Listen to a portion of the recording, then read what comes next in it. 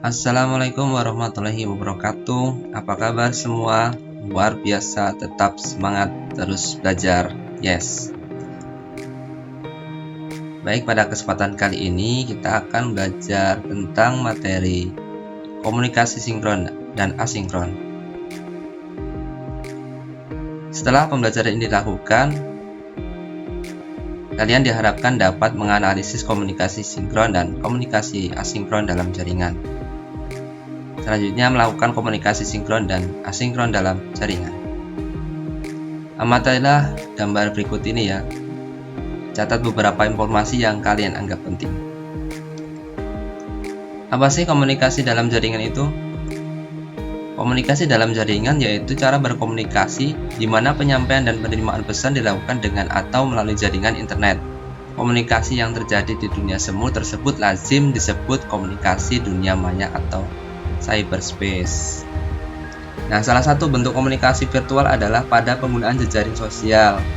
Jejaring sosial merupakan media komunikasi yang cukup efektif dan efisien yang tersedia dalam berbagai fasilitas layanan seperti web, chatting, email, Facebook, Twitter, Instagram, dan masih banyak yang lain. Banyaknya fasilitas yang ditawarkan dalam dunia maya untuk melakukan komunikasi makin membuat manusia tergantung pada teknologi. Nah, ketergantungan tersebut dilihat pada banyaknya penjual smartphone dengan harga murah dan fasilitas untuk mengakses internet. Oleh karena itu, kegemaran berkomunikasi menggunakan teknologi internet tersebut menimbulkan suatu komunitas baru yang disebut dengan komunitas virtual. Keunggulan dan kelemahan komunikasi daring. Yang pertama, keunggulan. Dapat dilakukan kapan saja dan di mana saja. Dengan komunikasi daring, setiap pengguna dapat melakukan komunikasi di mana saja dan kapan saja, dengan syarat terkoneksi dengan jaringan internet dan memiliki sarana yang cukup. Yang kedua, efisien waktu. Komunikasi dapat dilakukan dengan cepat tanpa harus membuang waktu dengan melakukan perjalanan. Pesan komunikasi dapat disampaikan pada saat itu juga dalam hitungan detik walaupun kedua pihak yang berkomunikasi saling berjauhan. Kemudian, efisiensi biaya. Berbeda dengan komunikasi konvensional, komunikasi daring tidak memerlukan pihak yang berkomunikasi untuk bertemu tatap muka. Kalian dapat menghemat biaya transportasi dengan komunikasi daring. Selanjutnya, terintegrasi dengan layanan TIK lainnya. Sambil melakukan komunikasi daring, kalian dapat memanfaatkan layanan TIK lainnya untuk mendukung pelaksanaan dan kelengkapan komunikasi tersebut. Contohnya, layanan yang dapat digunakan seperti berbagi layar, presentasi, dan dokumen.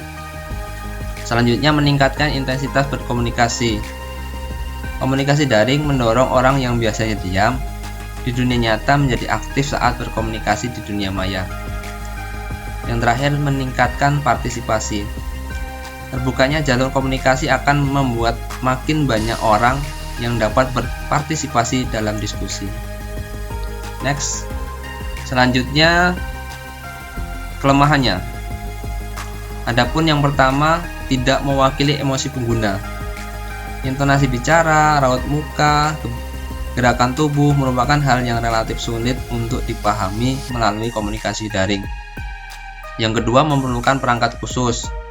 Dalam pelaksanaannya, komunikasi daring memerlukan adanya perangkat keras dan perangkat lunak. Yang ketiga, terlalu banyak informasi yang tidak penting.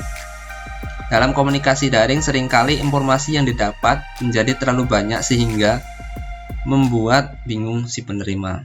Yang keempat, menyita konsentrasi. Komunikasi daring yang dilakukan tidak pada tempat dan waktu yang tepat dapat mengabaikan atau menunda hal yang lain, bahkan membahayakan orang lain maupun diri sendiri. Selanjutnya, jenis-jenis komunikasi daring. Yang pertama, komunikasi daring sinkron adalah sebuah cara berkomunikasi dengan menggunakan komputer sebagai media yang terjadi secara serempak dan waktunya real time.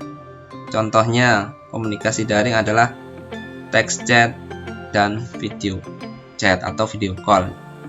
Kemudian, komunikasi daring asinkron atau tak serempak adalah sebuah cara berkomunikasi menggunakan perangkat komputer dan dilakukan secara tunda. Contohnya apa? Email, forum, rekaman simulasi visual, serta membaca dan menulis dokumen daring melalui website.